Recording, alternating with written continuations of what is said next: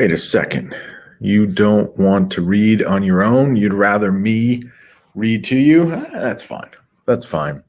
Today, what I want to do is read an article to you about how some 16-year-olds are getting the vaccine in Canada.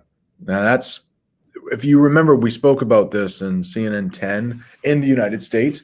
There's actually one state that I know of, Louisiana, that is allowing 16-year-olds to get the vaccine. Most states, that's not the case. But I want to be clear, if you get vaccinated or if you don't, that's totally up to your family. It's a decision you and your family will have to make. At this point, it's a moot point. It's a moot point. If you've ever watched Friends, Joey might say it's a moo point, but it's a moot point right now, M-O-O-T, because if you're under 16, you're not even allowed to get the vaccine anywhere in the United States, but anywhere in the world, I think, according to the article, just because trials haven't been done yet. But let's get into the article and we'll take a look. Again, this comes from Canada, so a lot of the statistics that we will be reading are Canada, not the United States. CBC Kids News. That stands for Canadian Broadcasting Company, I think.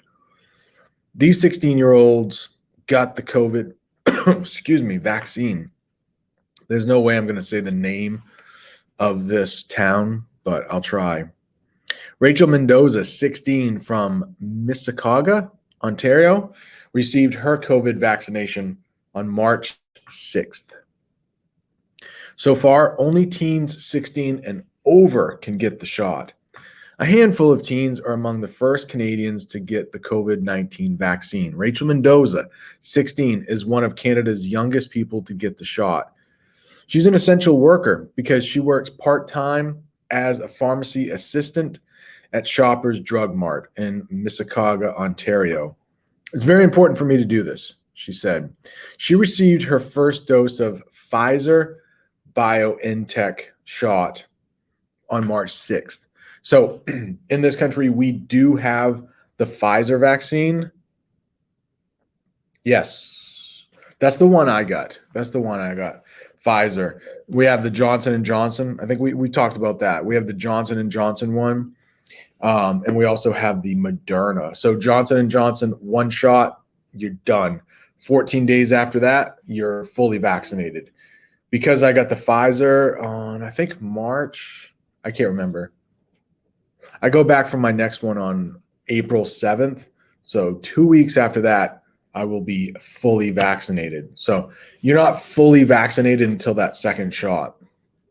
So that's why some people want the Johnson & Johnson instead.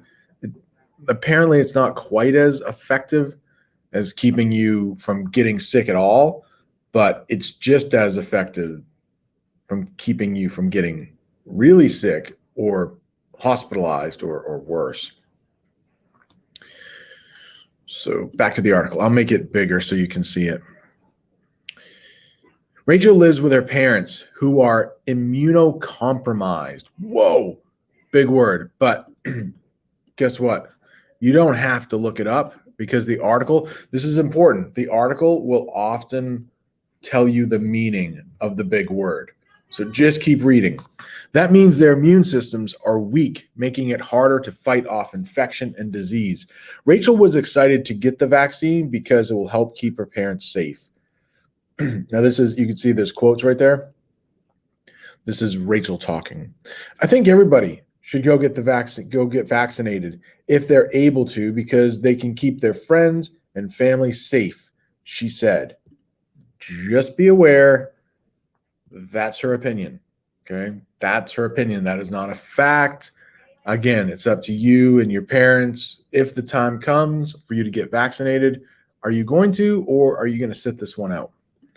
But Rachel, and of course, her parents do have complications when it comes to their immune system, keeping them healthy. So she probably, wants to do the best she can to keep her family safe.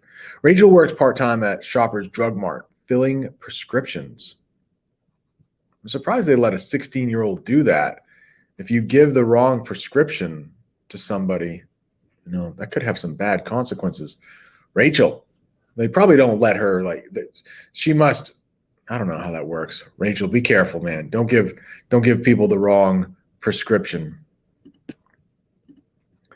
About 3.8 million COVID vaccines have been administered in Canada so far. And I believe we read, right? Didn't we read 40 million have been given out in the United States? Another 36.4 million vaccines are expected to arrive before the end of June, according to Prime Minister Justin Trudeau. So if anybody ever asks you, anybody ever asks you who, I can't do, I used to be able to copy. There we go. Highlight and copy. If anybody ever asks you who's the Prime Minister of Canada, you can say Justin Trudeau. All Canadians will be able to receive both doses of the COVID vaccination by September. Right now, the vaccination isn't available for kids under 16. This is Paramount Fine Foods in Mississauga, is where Rachel received her COVID-19 vaccination. So she works at a different place, but she got it there. It looks like maybe a pharmacy of some sort. In the beginning, clinical trials focused on adults. Now, vaccine manufacturers have begun trials studying the effects of the vaccine on kids 12 and older. Without proper testing through clinical trials, the vaccine cannot be recommended for a younger age group.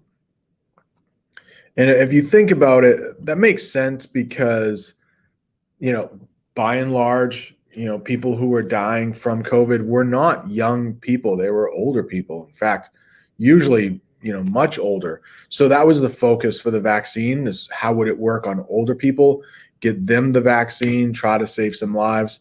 So now that, the vaccine is working in Maine, it's still 70 and older. So hopefully that will come down if more vaccines come into the state. But as more vaccines come into the state, maybe it will open up to people under 16 if their families say, yeah, that's a good idea. Another reason kids aren't being given the vaccine yet is because, according to immunology experts, so those are people who study the immune system, immunology experts, kids often show stronger immune reactions to vaccines than grown-ups. Other teens in Canada have also been vaccinated. Bronwyn O'Hearn, 16, of Halifax, is also an essential worker. Bronwyn O'Hearn's fear of needles didn't stop her from getting vaccinated in Halifax. Halifax is not all that far from Maine.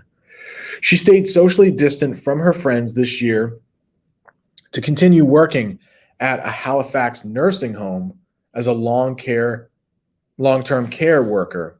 Bronwyn works in the kitchen at St. Vincent's Nursing Home. I serve food. I talk to residents, I set up their plates. I really like my job here, she told CBC News. It's very relaxed, but, I also get to have some fun with the residents. Bronwyn got her first dose of the COVID vaccine in February and received her second shot last week. Rachel is booked to get her. Oh, okay, I'm sorry. Okay, I was a little confused. They were talking about Bronwyn, and now they're talking about Rachel. Rachel is booked to get her second dose of the vaccine in April. She said getting vaccinated was a good experience. It was completely painless. They took very good care of me. All right, I wouldn't say that it was completely painless for me. The next day, my arm hurt quite a bit, but the actual shot, I didn't even really feel it. So in that respect, it was painless, but after the next day, my wife too, both of us had really sore arms. But hey, it's better than getting a high fever from COVID, right? All right, hope this helped. See ya.